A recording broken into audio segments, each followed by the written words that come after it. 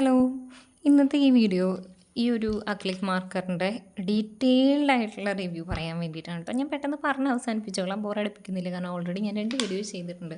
അപ്പോൾ അതിനകത്ത് എനിക്കൊരു ചെറിയ തിരുത്ത് അല്ലെങ്കിൽ ഒരു പ്രിക്കോഷൻ എന്നുള്ള രീതിയിൽ പറയാനായിട്ടുള്ളത്, നമ്മൾ ഇത് യൂസ് ചെയ്തിട്ട് ഹാൻഡ് പെയിൻറ്റ് ചെയ്തെടുക്കുന്ന ക്ലോത്ത് ആണല്ലോ നമ്മൾ ഇടുകയും കഴുകുകയൊക്കെ ചെയ്യുന്നത്. അപ്പോൾ അങ്ങനെ കഴുകിയെടുക്കുന്ന സാധനങ്ങൾ ചെയ്യുമ്പോൾ അത് മെഷീൻ വാഷ് ചെയ്യാതിരിക്കുക, റഫായിട്ട് കുത്തി തിരുമ്പി കല്ലിലൊക്കെ ഇട്ട് അടിച്ച് കഴുകി തിരുമ്പി അങ്ങനെ എടുക്കാതിരിക്കുക കേട്ടോ. ജെൻറ്റലായിട്ട് വാഷ് ചെയ്യുക.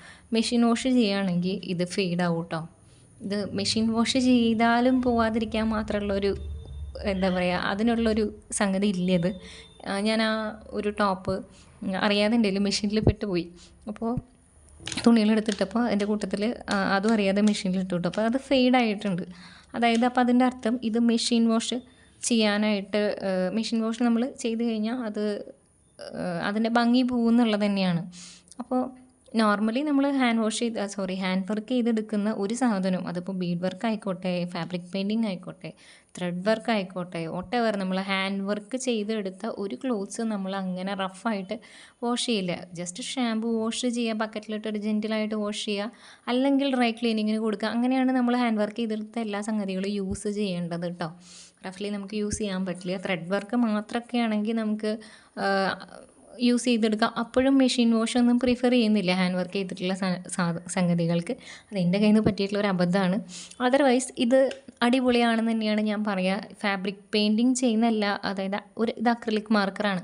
അപ്പോൾ അക്രിലിക് പെയിൻറ്റ് യൂസ് ചെയ്തിട്ട് ചെയ്യുന്ന എല്ലാ സംഗതികളും നിങ്ങൾക്ക് ഇത് വെച്ച് ചെയ്യാൻ പറ്റും. പക്ഷേ അതിൻ്റെ ഒരു മെയിൻ്റനൻസ്, ആഫ്റ്റർ കെയർ നല്ല രീതിയിൽ ചെയ്യണം എന്നുള്ളത് മാത്രം. അപ്പോൾ നമ്മളൊരു ഡെക്കോറായിട്ടുള്ള ഒരു ഇത് ചെയ്യുകയാണ്, അല്ലെങ്കിൽ ഒരു ഡ്രോയിങ് ചെയ്യുകയാണ് ഫ്രെയിം ചെയ്യാനായിട്ട്, അപ്പോൾ അതിലേക്ക് ഒക്കെ ചെയ്യും നേരത്തെ ഈ ഒരു സംഗതി അടിപൊളിയാണ്. കാരണം നമ്മൾ ബ്രഷ് എടുത്ത് പെയിൻ്റ് എടുത്ത് ആ ഒരു മെസ്സില്ല. പെട്ടെന്ന് പെയിൻറ്റ് ചെയ്ത്, ഞാൻ ആ പെയിൻറ്റ് ചെയ്തപ്പോൾ കാണിച്ചിരുന്നല്ലോ, പെട്ടെന്ന് നമുക്ക് പെയിൻറ്റ് ചെയ്തെടുക്കാനായിട്ട് പറ്റും.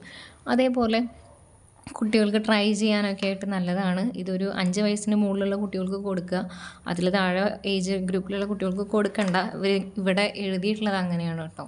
പിന്നെ ഇത് സ്വോളോ ചെയ്യാതെ, അതായത് വായിൽ, ഇപ്പോൾ ഏതാണെങ്കിലും ഇതൊരു എഡിബിളായിട്ടുള്ളൊരു സംഗതിയല്ലല്ലോ, അപ്പോൾ വായിൽ പോകാതെയൊക്കെ സൂക്ഷിക്കുക.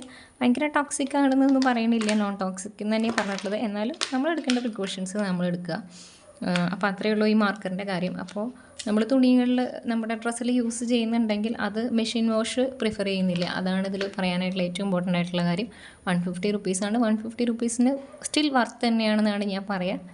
അപ്പോൾ ഓക്കെ കേട്ടോ, താങ്ക് യു.